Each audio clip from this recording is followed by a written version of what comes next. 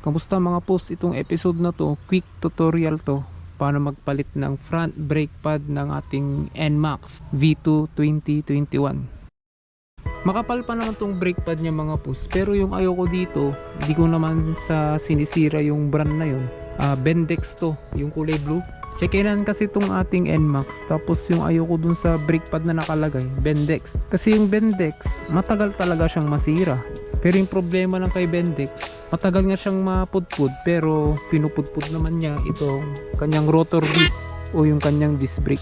Kaya bumili na lang ako ng aftermarket na pang sniper, pang MIUI, yan yung nakalagay na brake pad. Tara, samahan niyo ako mga pus, tanggalin natin, quick tutorial. Tapos yung nakita ko, isang star nut, isang star na allen, tapos 14. Kaya kukuha tayo ng ganito.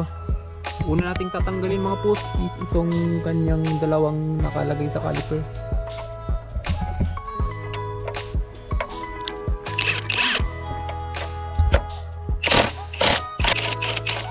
Ganun lang kadali kung may impact.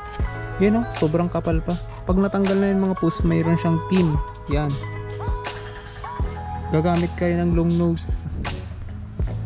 Dalawa yan. Ayan yung isa. Okay. Yan yung isa. Tapos yung isa nasa kabila. Yan, nahulog. Pag natanggal yan, next is ito.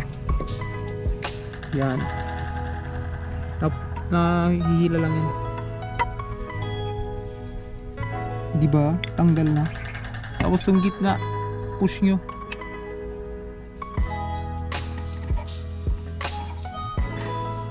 Malambot pa. Pagkatapos yun mga push, linisan nyo to. Wala kasi akong brake cleaner eh. Kaya linis na lang muna. Ibalik kung paano nyo binaklas. Mauna tong maliit sa loob. Tapos yung malaki sa labas.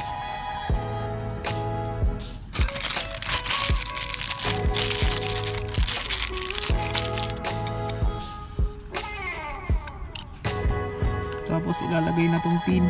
Pagkatapos yun mga pus, ibabalik na natin to, yung mga pin kabilaan. Pagkatapos yun mga pus, balik na natin kasi tapos na eh. Nabalik na natin yung mga pin. Tapos ibalik nyo lang yung mga tornilyo mga pus. Tapos sisikipan nyo muna ng sakto. Dapat even yan.